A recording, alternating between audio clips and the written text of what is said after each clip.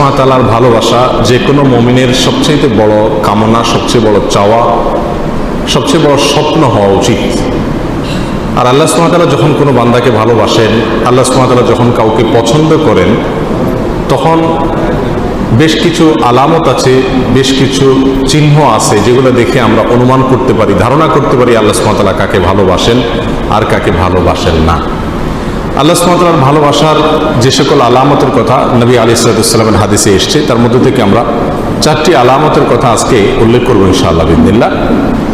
তার প্রথম আলামতটি প্রায় বেশিরভাগ হাদিসের কিতাবে বর্ণিত হয়েছে, যে রাসূল করিম সাল্লাল্লাহু আলাইহি ওয়াসাল্লাম ইরশাদ করেছেন, আল্লাহ সুবহানাহু ওয়া তাআলা যখন কোনো বান্দাকে ভালোবাসেন তখন তিনি জিবরিলকে নির্দেশ করে বলেন যে অমুকের তার আমলের কারণে, তার চিন্তাধারার কারণে, তার চলাফেরার বিশুদ্ধ উপায় এবং পদ্ধতির কারণে আমি তাকে ভালোবাসি। আল্লাহ সুবহানাহু ওয়া তাআলা ভালোবাসাকে তখন জানিয়ে দেন, তখন তিনি জিবরিলকে নির্দেশ করেন তুমিও তাকে ভালোবাসো। তখন জিবরিল আসমানে ঘোষণা দেন যে আল্লাহ অমুককে ভালোবেসেছেন, তাই আল্লাহ নির্দেশ করেছেন ভালোবাসার, তোমরাও তাকে ভালোবাসো। আসমানওয়ালারা অর্থাৎ ফেরেশতারা সকলে তার প্রতি ভালোবাসা প্রকাশ করেন। তখন আল্লাহ সুবহানাহু ওয়া তাআলা স্বয়ংক্রিয়ভাবে পৃথিবীতে যারা বসবাস করে তাদের অন্তরে ওই ব্যক্তির প্রতি ভালোবাসা সৃষ্টি করে দেন। বর্ণনাকারী বলেন, আর যদি কাউকে আল্লাহ সুবহানাহু ওয়া তাআলা ঘৃণা করেন, অপছন্দ করেন, একইভাবে অর্থাৎ জিবরিলকে ডেকে বলেন আল্লাহ সুবহানাহু ওয়া তাআলা আমি অমুককে তার কর্মের কারণে তাকে আমি অপছন্দ করি, তুমি অপছন্দ করো। আসমানওয়ালারা অপছন্দ করে, তারপরে জমিনওয়ালা বা পৃথিবীবাসীও তাকে অপছন্দ করতে থাকে। এই হাদিস থেকে বোঝা গেল আল্লাহ সুবহানাহু ওয়া তাআলা যখন কাউকে ভালোবাসেন তার একটা আলামত হলো যে পৃথিবীতে বেশিরভাগ মানুষ বা সচরাচর তাকে যারা চিনে জানে তাদের সকলের ভালোবাসা তার প্রতি আল্লাহ সুবহানাহু ওয়া তাআলা সৃষ্টি করে দেন। এখন আপনারা কেউ বলতে পারেন, তাহলে আমরা অনেক তথাকথিত তারকা, তথাকথিত জনপ্রিয় শিল্পী, বিভিন্ন সেক্টরের আমরা দেখি তারা খুব জনপ্রিয়, তাদেরকে মানুষ অনেক বেশি ভালোবাসে, তাদের অনেক ফ্যান ভক্ত পাওয়া যায়, তাহলে তার মানে কি এদেরকে আল্লাহ সুবহানাহু ওয়া তাআলা অনেক বেসেছেন, তাই জিবরিল ভালোবেসেছেন, তাই পৃথিবীতে সবাই তাদেরকে পছন্দ করে, তাদের ফ্যান ফলোয়ার আছে? ব্যাপারটি কি তাই? ব্যাপারটি তা না। আসলে এখানে জমিনওয়ালাদের ভালোবাসা বলতে মুমিনদের, ইমানদারদের, নেককারদের ভালোবাসা বোঝানো হয়েছে। যারা সৎকর্মশীল, যারা ভালো কাজ করতে চায়, যারা আদর্শবান, যারা মুত্তাকি, যারা পরহেজগার, এদের ভালোবাসা সচরাচর আল্লাহ সুবহানাহু ওয়া তাআলা এরকম ব্যক্তিকে দান করেন যে ব্যক্তি নিজে আল্লাহ সুবহানাহু ওয়া তাআলার কাছে প্রিয় হয়েছেন তার কর্মের মাধ্যমে।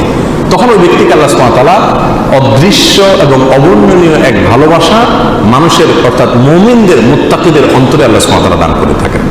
তাহলে ভালো মানুষেরা যাকে ভালোবাসবে, নেককাররা যাকে ভালোবাসবে, মুত্তাকিরা যাকে ভালোবাসবে, বুঝতে হবে এই লোকটাকে আল্লাহও ভালোবাসেন। এটা হলো আল্লাহর ভালোবাসার একটা আলামত, একটা নিশানা। আর এই জন্য আমাদেরকে জনপ্রিয়তা মানুষের কাছে চেয়ে বেড়ানোর প্রয়োজন নাই। এই হাদিস বলছে কেউ যদি চায় যে সকল ভালো মানুষেরা তাকে ভালোবাসুক, তাহলে সে ভালো পথে চলুক।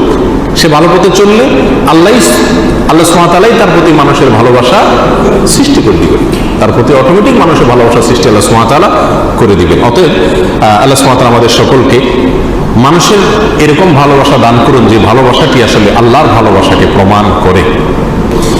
নাম্বার 2, আল্লাহ সুবহানাহু ওয়া তাআলা যখন কোনো মানুষকে ভালোবাসেন, কাউকে পছন্দ করেন, সেটা আমরা কিভাবে বুঝবো? তার দ্বিতীয় আলামত হলো আল্লাহ যাকে ভালোবাসেন তাকে বিপদ আপদ দেন, তাকে মুসিবত দেন, তাকে কষ্ট দেন। এটা হলো একটা আলামত যে আল্লাহ সুবহানাহু ওয়া তাআলা ওই লোকটাকে ভালোবাসেন। এই বিষয়ে সুনানে তিরমিজির এক হাদিসে আসছে, রাসূল আকরাম সাল্লাল্লাহু আলাইহি ওয়াসাল্লাম ইরশাদ করেছেন, ওয়া ইন্নাল্লাহা ইযা আহাব্বা কওমান ইবতালাহুম, আর যখন আল্লাহ সুবহানাহু ওয়া তাআলা কোনো মানুষকে, কোনো জাতিকে ভালোবাসেন তখন তাদের পরীক্ষা নেন, তাদেরকে মুসিবত দেন, কষ্ট দেন, রোগে, শোকে, অসুবিধায় ফেলে নানাভাবে আল্লাহ সুবহানাহু ওয়া তাআলা তাদেরকে পরীক্ষা করেন। এই যে বিপদ আপদে ফেলে দেওয়া, এটা কিন্তু আল্লাহ সুবহানাহু ওয়া তাআলার ভালোবাসার একটি আলামত। ফামান রাদিয়া ফালাহুর রিদা ওয়া মান সাখাতা ফালাহুস সাখত। আল্লাহর এই দেওয়া পরীক্ষায়, কষ্টে যে ব্যক্তি সন্তুষ্ট হয়ে যায়, আল্লাহর ফয়সালাকে মেনে নেয়, ফালাহুর রিদা, তার জন্য আল্লাহর সন্তুষ্টি অবধারিত হয়ে যায়।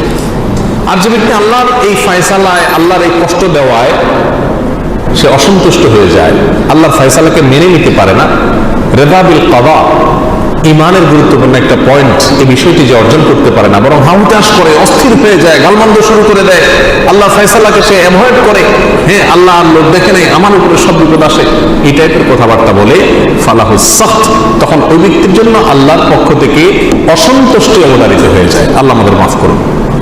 তখন এই হাদিস থেকে বোঝা গেল আমাদের সমাজে অনেক লোক আছে যাদেরকে আমরা দেখি তারা বিপদে আপদে মুসিবতে কষ্টে থাকে, তাদের কষ্ট দূর হয় না।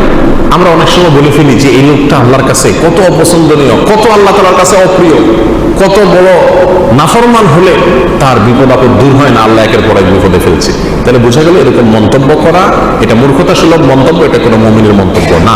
বরং হাদিস থেকে বোঝা যায় ইন্নাল্লাহ ইযা আহাব্বা আবদান ইবতালা, আল্লাহ কোনো মানুষকে ভালোবাসলে তাকে পরীক্ষা নেন, তাকে বিপদ দেন, তাকে মুসিবত দেন।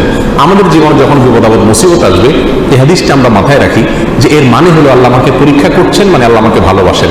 পরীক্ষা তো তার জন্য যে রেজিস্ট্রেশন করে, যে ভর্তি হয়, যে যাকে শিক্ষক বা শিক্ষা প্রতিষ্ঠান যাকে নিজের মনে করে তারই পরীক্ষা নেয়। যাকে নিজের মনে করে না তার পরীক্ষার কোনো ব্যবস্থা থাকে না। আল্লাহ সুবহানাহু ওয়া তাআলা যার পরীক্ষা নিচ্ছেন, যাকে বিপদে ফেলছেন, এর মানে হলো আল্লাহ সুবহানাহু ওয়া তাআলা তাকে নিজের মনে করেন। আল্লাহ তাআলা তাকে তার বান্দা হিসাবে টেস্ট করেন, যাচাই করেন। আল্লাহ আমার জন্য আপনি যে ফয়সালা করেছেন সেটা আমি নিজের জন্য যেটা ফয়সালা করছি তার চাইতে বেটার হবে, এতে কোনো সন্দেহ নাই। কারণ আমার ভালো আমি যতটুকু বুঝি আপনি তার চাইতে অনেক ভালো বুঝেন।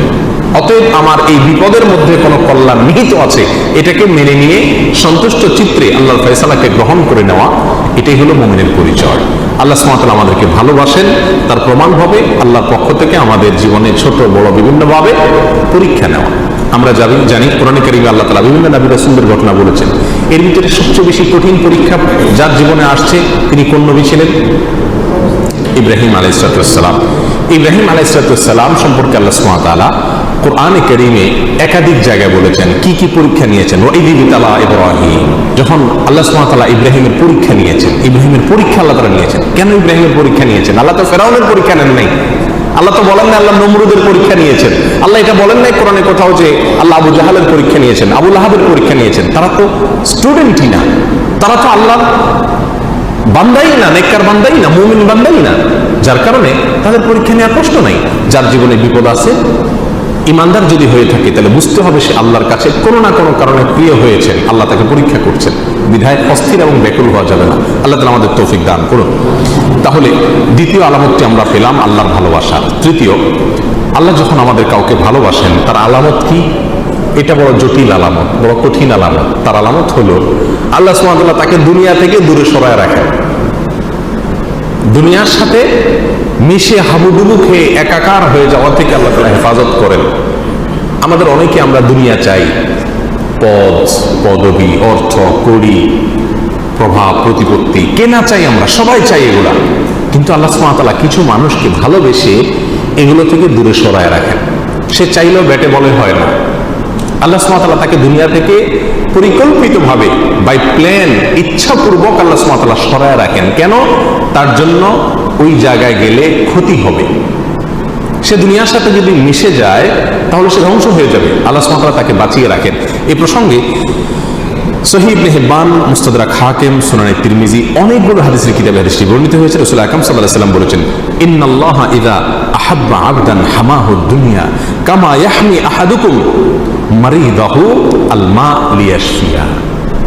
তোমাদের কেউ তোমাদের প্রিয়জনরা অসুস্থ হলে যেই রোগে পানি টাচ করলে অসুবিধা হবে তাকে যেরকম পানি থেকে তোমরা বাঁচিয়ে রাখো, আল্লাহ যখন কোনো মানুষকে ভালোবাসেন তার আল্লাহর ভালোবাসার মানুষটাকে আল্লাহ তাআলা দুনিয়া থেকে এরকম বাঁচিয়ে রাখেন, দুনিয়া থেকে আল্লাহ সুবহানাহু ওয়া তাআলা এরকম বাঁচিয়ে রাখেন। এখন চিন্তা করেন আপনার জীবনের যত অপ্রাপ্তি, আমাদের জীবনে যত অপ্রাপ্তি, যত চাওয়া আমাদের পূরণ হলো না, আল্লাহ সুবহানাহু ওয়া তাআলা যদি এটা আমাকে পরিকল্পিতভাবে ভালোবাসেন বিধায় আমাকে এখান থেকে সরিয়ে রাখেন, তাহলে আমি যা হারালাম তার চাইতে পেলাম অনেক বড় কিছু। আল্লাহর ভালোবাসা পেলাম, আল্লাহর পছন্দনীয়